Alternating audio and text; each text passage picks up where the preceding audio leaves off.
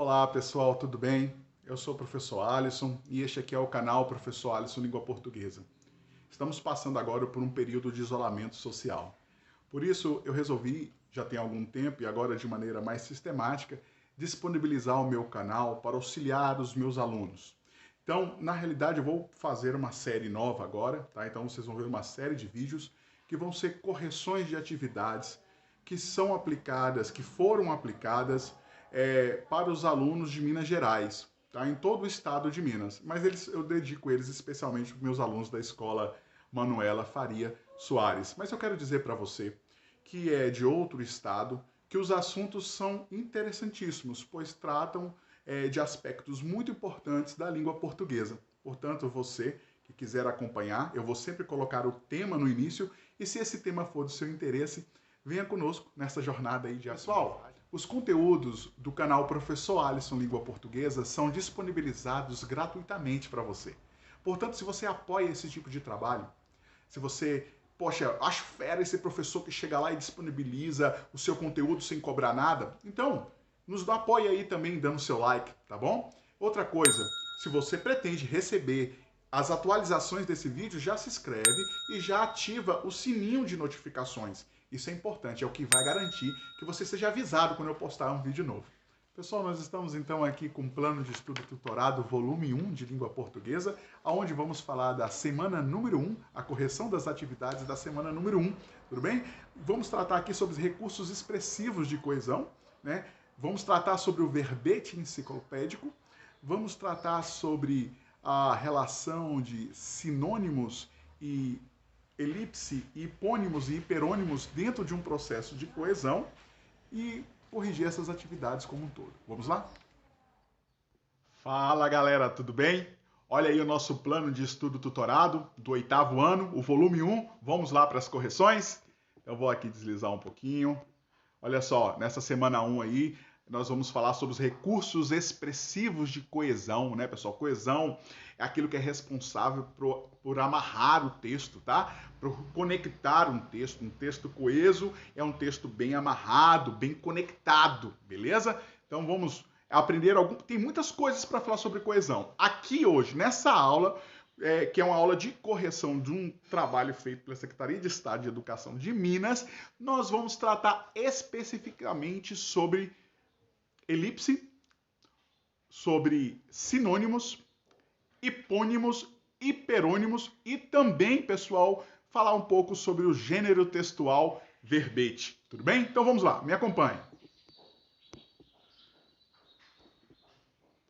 Aqui está o nosso plano, estou passando aqui para chegar logo aqui na nossa. Pronto, atividade número 1, a primeira atividade. Qual era a atividade 1, professor? Era ler o texto. O pessoal lê e compreender, é claro, né? Então eu vou ler e vou fazendo comentários, tudo bem? Isso que eu vou fazer com vocês. Olha lá, conhecendo o verbete enciclopédico, recursos expressivos de coesão. Também tem aqui um impresso, vou usar de vez em quando aqui, tá bom? Então vamos lá, pessoal. Acompanhem aí comigo. Verbete enciclopédico é um gênero textual de natureza expositiva. Lembrando aí, textos expositivos são aqueles textos, pessoal, que expõem informações, tá? Sobre um determinado objeto ou sobre um determinado fato. Esse é o texto expositivo, tá? Então, o verbete enciclopédico é um texto de natureza expositiva.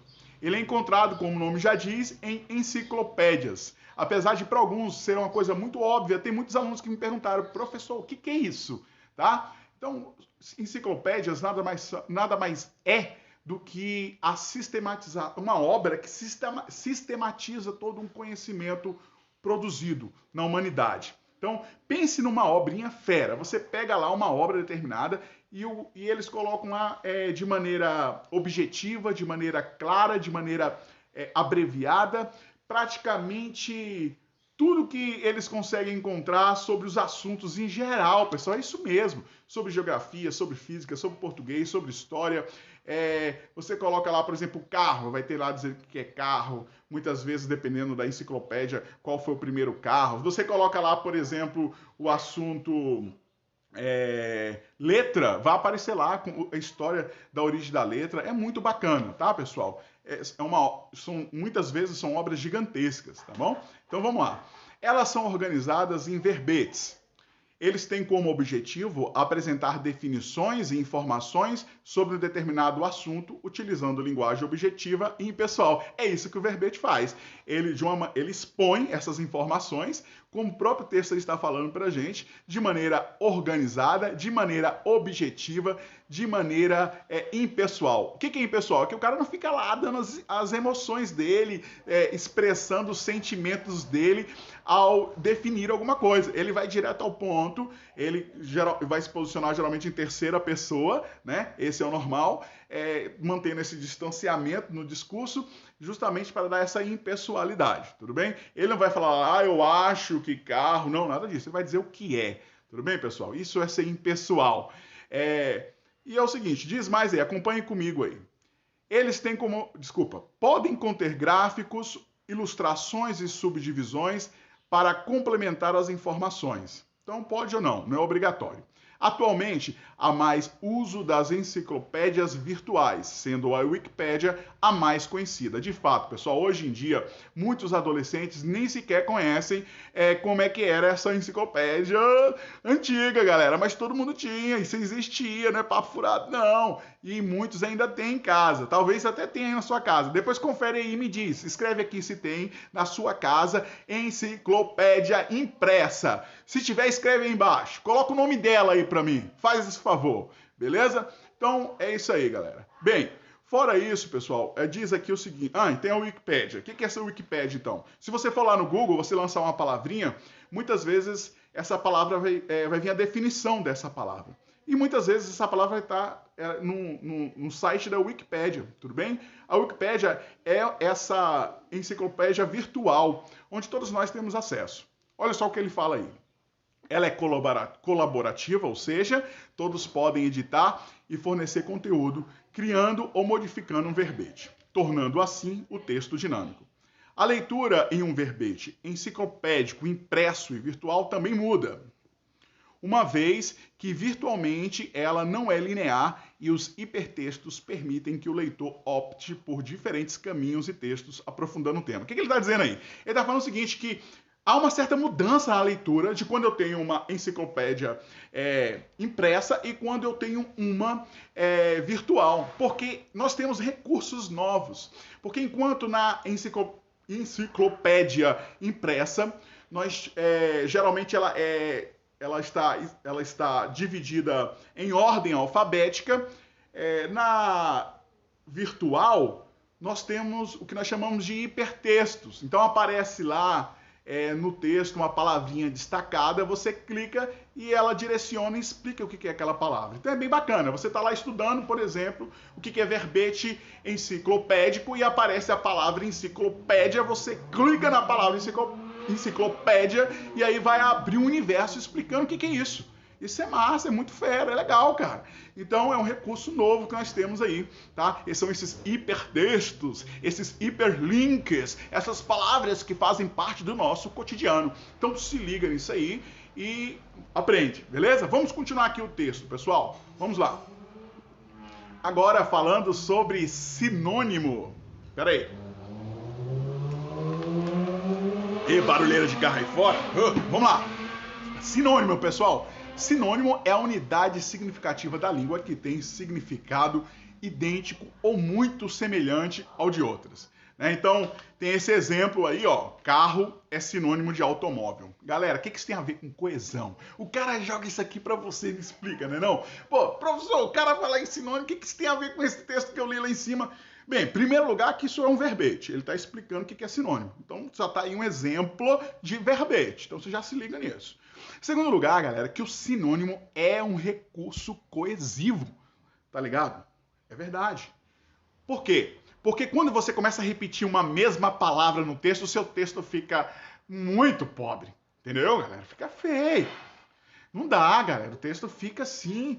Não dá. Você tem que fazer o quê? Você pode fazer o quê? Para aumentar, para dar mais brilho para a coesão do seu texto. Você pode simplesmente usar os sinônimos. Ele colocou aí, ó, carro é sinônimo de automóvel. Então, vou inventar uma frase aqui agora. Imagina assim, um carro criado em 1970 criou uma nova forma de se conceber os automóveis de passeio. Uá, saiu. Então tá. Será que eu vou lembrar de novo? Bem, mas vamos lá. Então, pessoal, observe que eu não repeti a palavra carro. Então, imagine se eu falasse assim, ó. Carro criado em 1970 representa um novo padrão para os carros de passeio. Eu repeti a palavra carro. Para a minha coesão ficar mais adequada, eu posso simplesmente usar um sinônimo. Então eu posso falar assim, ó. Carros criado em determinado carro criado em 1970 estabeleceu novos padrões para os automóveis de passeio. Aí, fiz uma troca de carro por automóvel, tudo bem? Então, pessoal, sinônimo é esse aí. Por exemplo, eu separei aqui para vocês mais alguns. Exemplo de sinônimo para a palavra saber. Todo mundo sabe que é sinônimo. Sinônimo de saber. Conhecer, compreender, entender. Então, eu posso utilizar num texto qualquer essas palavras que são sinônimas para substituir durante o transcorrer do texto e não repetir. Tudo bem? Então, tranquilo isso aí. É isso aí que tem a ver com coesão. O cara põe e não explica, né? Como é que fica? Então, eu tô explicando aí. Se liga nisso. Agora, elipse. Elipse. O que é elipse? Elipse é uma figura de linguagem da língua portuguesa que consiste na omissão de um ou mais termos da oração, sendo que esses são facilmente identificados a partir do contexto do texto. Olha o exemplo que está aqui, galera. Chegamos cedo hoje. O pronome nós foi ocultado nesse caso. Como é que eu sei disso? Eu olho para o verbo e sei que ele está conjugado na primeira pessoa do plural, ou seja, ali o pronome nós. Nós chegamos cedo hoje. Eu não posso falar eu chegamos cedo hoje. Eu não posso falar, por exemplo, ele chegamos cedo hoje. Ninguém fala isso, né? Não, você sabe muito bem que quem chegou cedo hoje fomos nós. Você sabe disso. Tá aí, ó. Tá aqui, tá escrito isso aí. Então, galera, se liga nisso. Isso aí é uma elipse, tá bom? Se fosse para a primeira pessoa do singular, ficaria cheguei cedo hoje. Quem chegou? Eu cheguei cedo hoje. Beleza? Então, não tem problema aí. Agora pensa aí nos hipônimos e nos hiperônimos. Vamos lá. Hipônimos e hiperônimos. Galera, agora eu quero falar com vocês sobre esses dois nomezinhos que aparecem aí. Hipônimos e hiperônimos. Caramba, professor, que nomezinho feio é esse aí? Hipônimos e hiperônimos, que treca é esse, professor? Vou explicar para vocês. Calma aí, relaxa. Olha só. Hipônimo, galera, nomezinho quer dizer o seguinte, olha só. Lembra que hipo, logo de cara, significa da ideia de menor e hiper da ideia de maior, tá bom? Hiper e hipo. Beleza, galera? Hiperônimos, acompanhem comigo aí o conceito. Eu quero ler esses dois conceitos e vou explicar para você. Hipônimos são palavras de sentido específico, ou seja, palavras cujos significados são hierarquicamente mais específicos do que de outras. Por exemplo, azul e vermelho são hipônimos de cor.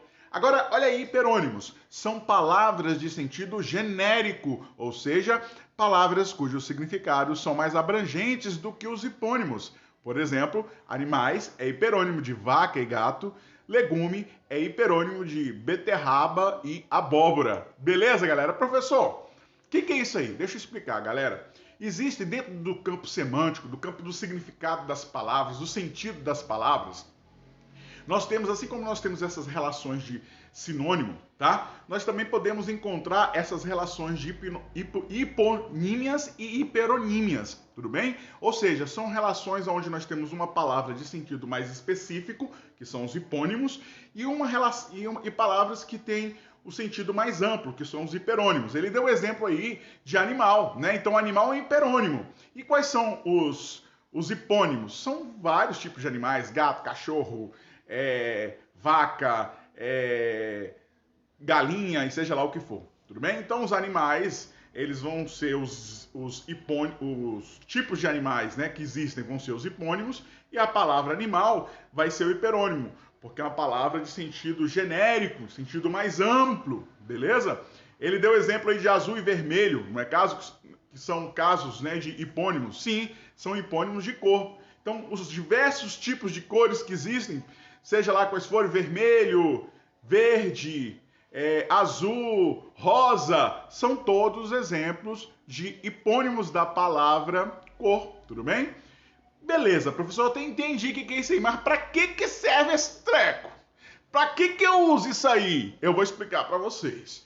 Galera, é o seguinte, isso é muito importante, sobretudo na hora da escrita, tá? Você tem essa relação, tanto te ajuda a interpretar textos, mas te ajuda também no momento de produzir textos. Como assim, professor? É o seguinte, galera.